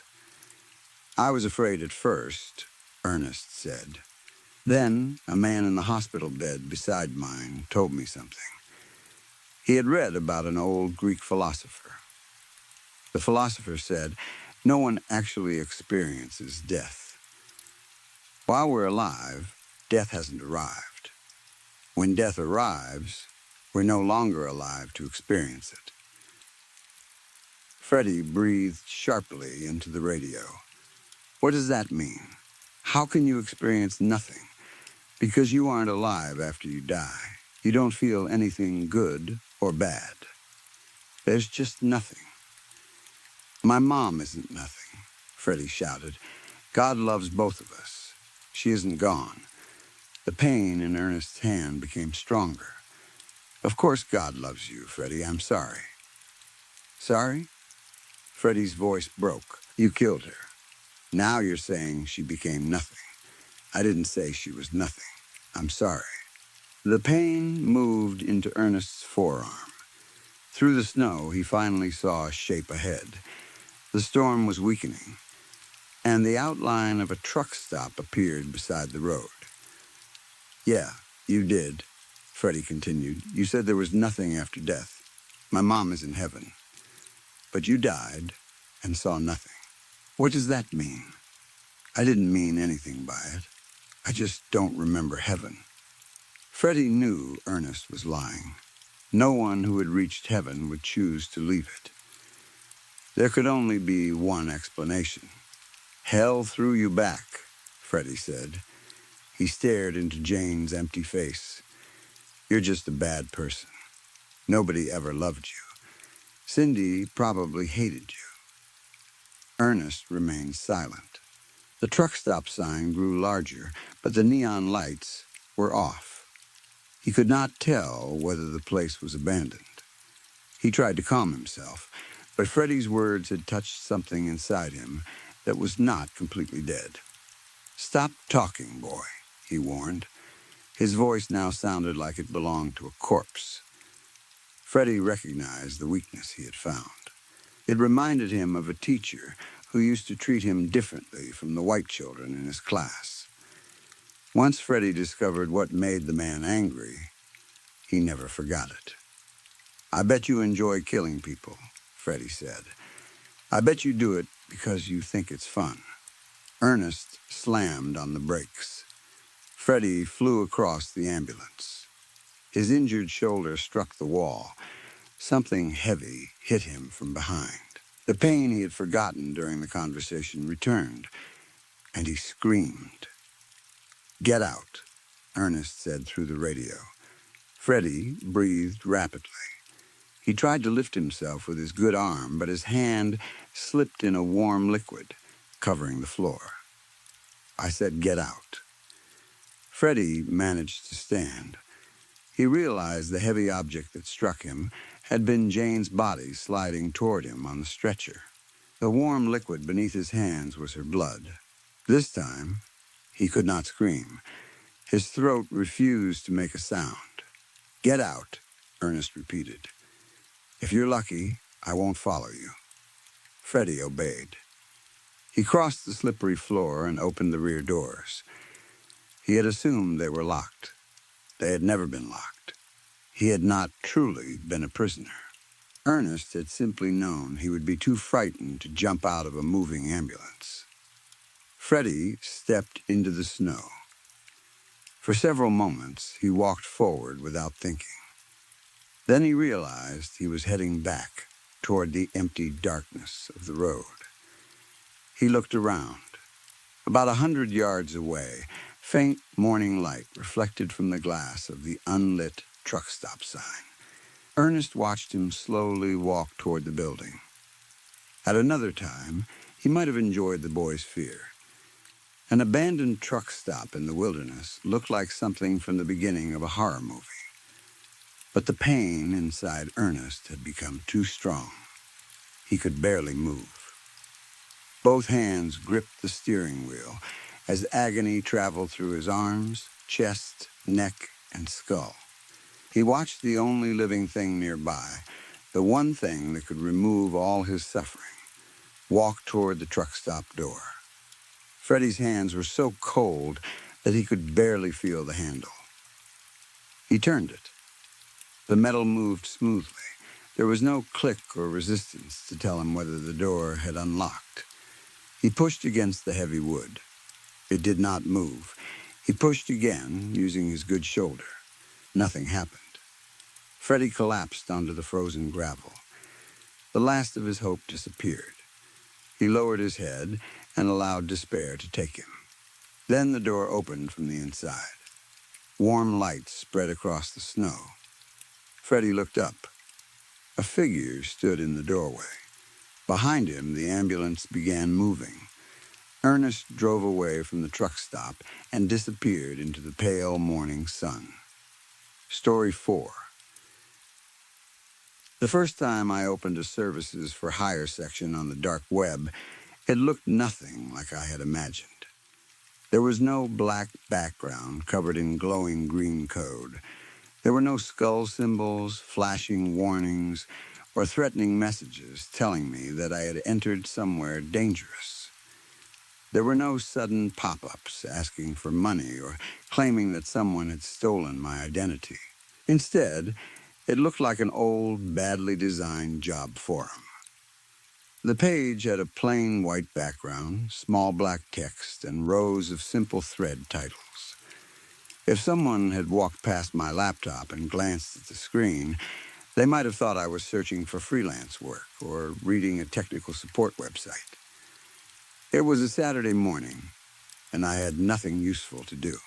I was sitting alone at my kitchen table with a cup of coffee that had already gone cold. I had found the forum after spending several weeks reading about hidden websites and private online communities. Most of what I had discovered was either exaggerated or boring. The supposedly secret parts of the internet were filled with scams, broken links, drug dealers who were probably undercover police officers, and teenagers pretending to be international criminals. The services section was not much better. I slowly scrolled through the listings. Data scraping, account recovery, private investigation, reputation management, digital protection. Most of the descriptions were vague enough to mean almost anything. One person claimed he could permanently remove damaging information from the internet. Another offered to recover stolen cryptocurrency. Several people promised access to private databases, but none of them explained what databases they meant. There was no way to know who was real. Then, one listing caught my attention. Behavioral persuasion services. No coercion or threats. Results-based payment. I stopped scrolling. The sentence was so simple that it stood out from everything else. I clicked on the profile. There was no photograph, biography, or list of previous clients. The profile contained only a public encryption key and one name. Luther. I searched the forum for other mentions of him.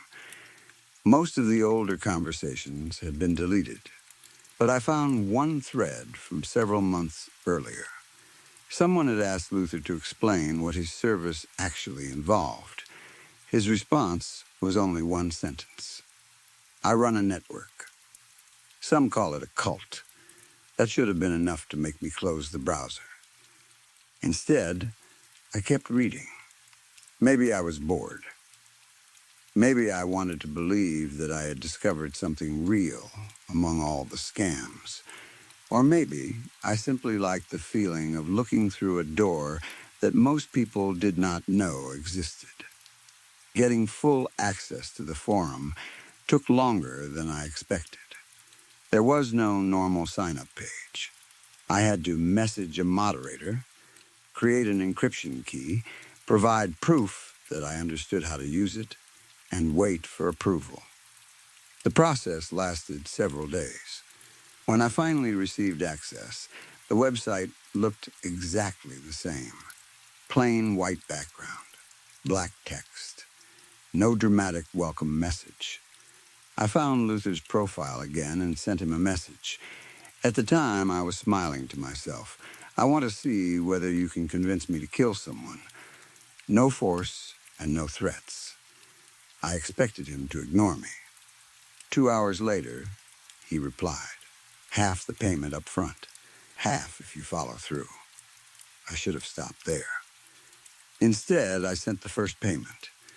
We agreed to meet the following night in a quiet bar on the other side of the city. It was the kind of place people went when they did not want to be noticed. The lighting was low, the music was soft, and only a few customers sat near the counter.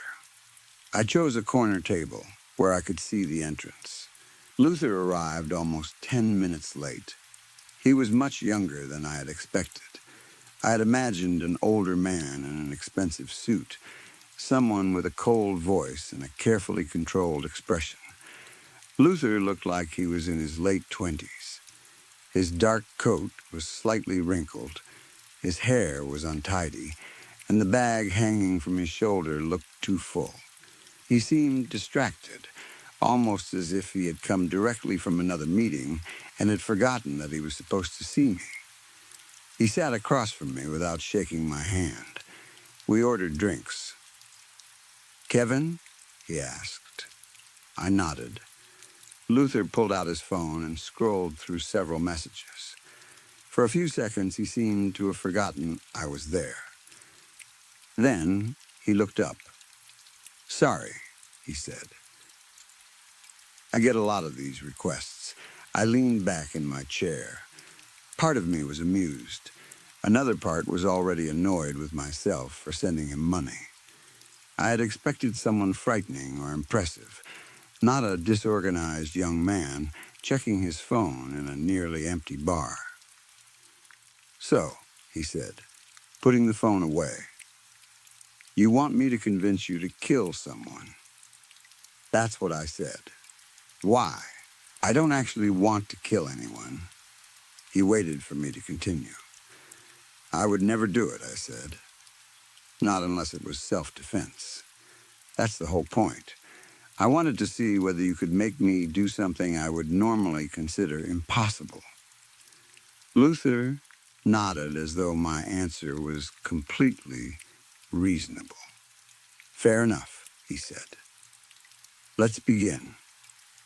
He took a slow breath. "Is there anyone you would kill if you were given the opportunity?" "No," the answer came immediately. "Not one person?" "No." He studied my face for a moment, then reached into his bag. He placed 3 thin folders on the table. "Look inside them." I opened the first folder. It contained a name, a photograph, several dates, and a list of criminal charges.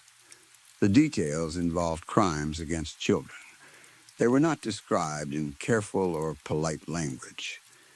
The report explained exactly what had happened. I felt my stomach tighten. The second folder was worse. By the time I reached the third, I wanted to stop reading, but I forced myself to continue. The third man's crimes were so cruel that I had to look away from the page several times. I could not understand how any human being could have done those things and continued living normally afterward. Luther watched me the entire time. When I finished, I closed the folders and pushed them away. "Which one is the worst?" he asked. "The third. Do you believe he deserves to die?" I exhaled slowly. "Yes," I admitted. "I do."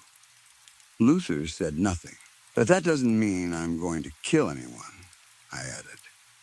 He reached into his bag again and removed a second phone. He unlocked it and placed it on the table between us. There were 3 large red buttons on the screen, one for each folder. "I know some people," Luther said. "They arranged for a remotely controlled explosive device to be placed near each of these men. Each button is connected to one device." I stared at him. "If you press a button," he continued, "the device explodes. It cannot be traced back to you." "No," I answered quickly, but I did not take my eyes off the phone. Luther sighed. "That's unfortunate." "Why?" "They are all being released tomorrow." I frowned. "What are you talking about?" "A procedural failure.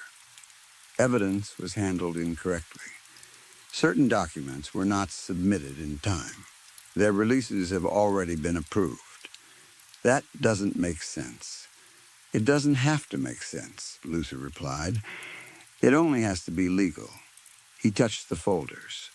"If nothing happens tonight, they walk free tomorrow." I looked down at the names again. I remembered the photographs. The children. The written descriptions I wished I had never read. If Luther was telling the truth, those men would be free to hurt someone else. More families would suffer. More children would carry memories that would never leave them. I clenched my hands under the table. "It's not the same," I said. Luther raised an eyebrow. "What isn't?" "Pressing a button isn't the same as killing someone directly." It's indirect. I wouldn't be standing in front of them. I wouldn't be physically attacking them. But you would know what the button does. Yes, but it still wouldn't feel like I had done it myself. Would that make them less dead?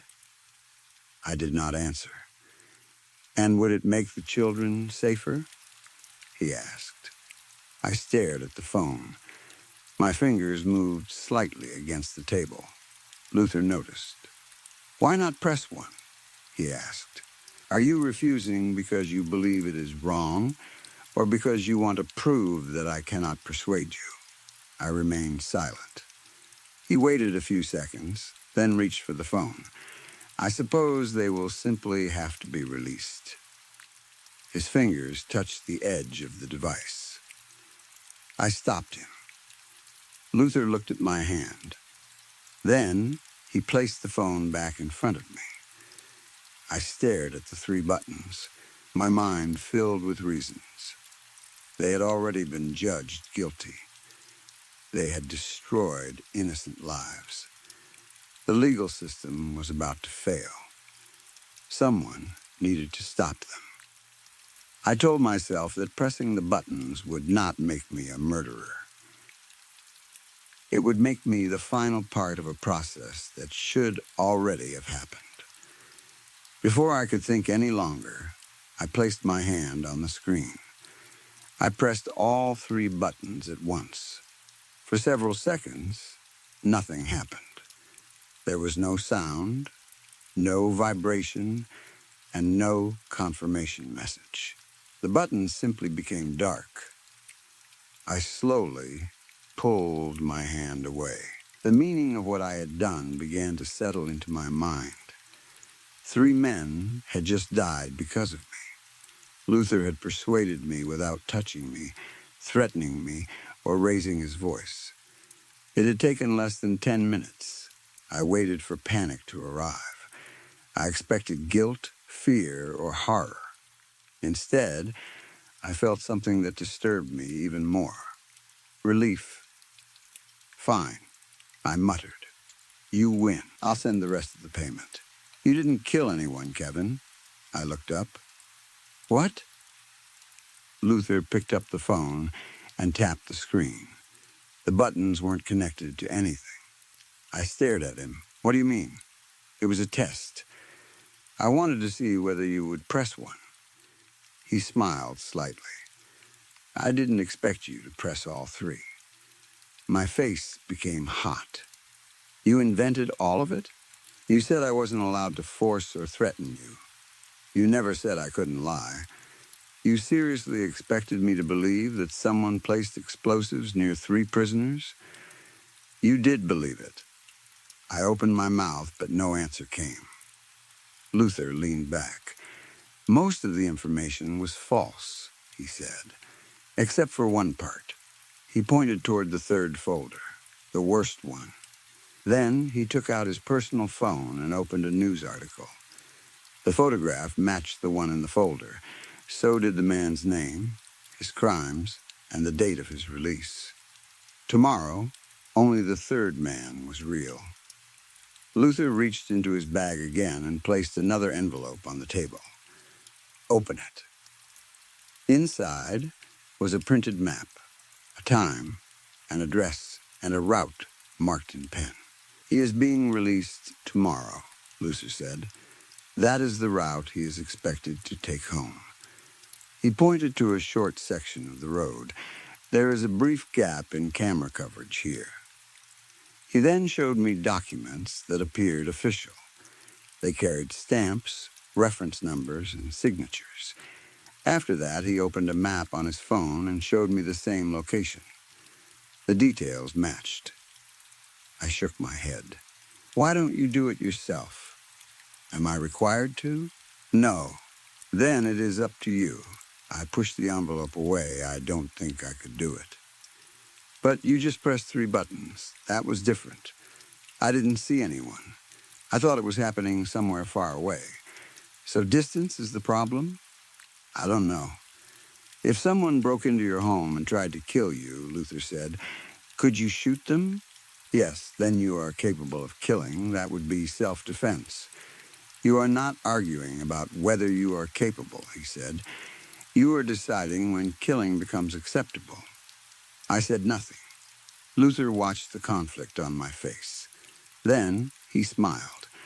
Forget about him for a moment. Let me ask you something else. I waited. Would you ever hire me to convince you to harm a child? My expression hardened. No, never would a good priest hire me to convince him to commit murder. I would hope not. Exactly. He leaned closer. People do not come to me because they want to become something completely different, Kevin. They come to confirm what is already inside them. He stood, placed his bag over his shoulder, and walked away. He left the envelope on the table. I remained there for a long time. The bar slowly became busier around me. People entered, ordered drinks, laughed with friends, and left again. No one paid attention to the man sitting alone in the corner with 3 folders and a map. When I eventually returned home, the kitchen was dark. I stood near the doorway and looked at the drawer beside the stove. It was slightly open. A gun was inside. I owned it legally. I had bought it years earlier after a series of break-ins in my neighborhood. Until that night, it had only been something I kept for emergencies. Now, it felt different. The choice no longer seemed like a choice. If the man walked free and hurt another child, I would know that I had been given a chance to stop him. I would have to live with that knowledge. The following day, I drove to the location Luther had marked. I parked several streets away and kept checking the news on my phone. When a report confirmed the man's release, I got out of the car. I carried the gun beneath my coat. The street was quiet. The section Luther had shown me was away from the main road, partly hidden by a wall and several large bushes. I moved into the space and waited. No one else was nearby. My thoughts were strangely quiet. Only one sentence repeated in my mind. It is one bullet. You already made the decision. My hand began to shake. Then the man appeared. I recognized him from the photograph immediately. He was walking alone, carrying a small bag. He looked ordinary. That was the worst part. Nothing about his face showed what he had done. For a moment, I hesitated. He came closer. I remembered the folder. Then I raised the gun and pulled the trigger. The sound was much louder than I expected. The man fell. My ears rang as I rushed forward and dragged him away from the open path. His body felt heavier than I had imagined. My hands continued to shake, but emotionally I felt almost nothing. No panic, no regret, only satisfaction that it was finished. Then his body moved. A faint sound escaped his throat. I froze. He isn't dead. The voice came from behind me. I turned quickly. Luther stepped out from behind the wall. Of course he was there. He had known I would come. I looked back at the wounded man. His body was twitching, and a wet, broken sound came from his mouth. He was trying to breathe. My hands began shaking harder. The reality of what I had done suddenly became impossible to ignore. I closed my eyes and held the gun out toward Luther. I can't. He looked at the weapon, but did not take it. Why not? Just finish it. My voice broke into a shout. Luther remained calm. Do you believe he deserves a quick death? I opened my eyes. What? After everything he did, do you believe he deserves to die without suffering? I stared at him. Luther removed the 3rd folder from his bag. He opened it and began reading aloud. He repeated some of the details I had already seen. The ages of the victims, the injuries, the years of fear and damage he had caused. My hands slowly stopped shaking. I looked at the man on the ground. Stop reading, I said. Luther lowered the folder. He deserves it, I whispered. What does he deserve? To suffer. Luther reached into his bag. He placed a knife in my hand. If that is what you believe. This time, I did not hesitate for long. I closed my fingers around the handle. Then I knelt beside the man and drove the knife into him. I did it again and again. At some point, I stopped hearing Luther, the traffic, or the sound of my own breathing. I only saw the man beneath me and remembered every word from the folder. I continued even after he stopped moving. When it was finally over, silence returned. I sat back and looked at the blood on my hands. For several seconds, I felt satisfied. Then I understood what had happened. I had not simply crossed a line. I had continued long after crossing it. No one had forced me. Luther had not threatened me or touched me. He had placed objects in front of me, asked questions, and allowed me to make every decision. My heart began racing. I turned toward him. If I asked you to convince me to harm a child, I said slowly, could you do it? You would not harm a child. How do you know? Because you did not come to me for that. That doesn't answer the question. It does, he replied. You came to me because you wanted permission to punish someone. You did not come because you wanted permission to hurt the innocent. I looked at the knife in my hand. How can you be sure? Because I know what kind of person looks for me. Luther reached into his bag one more time.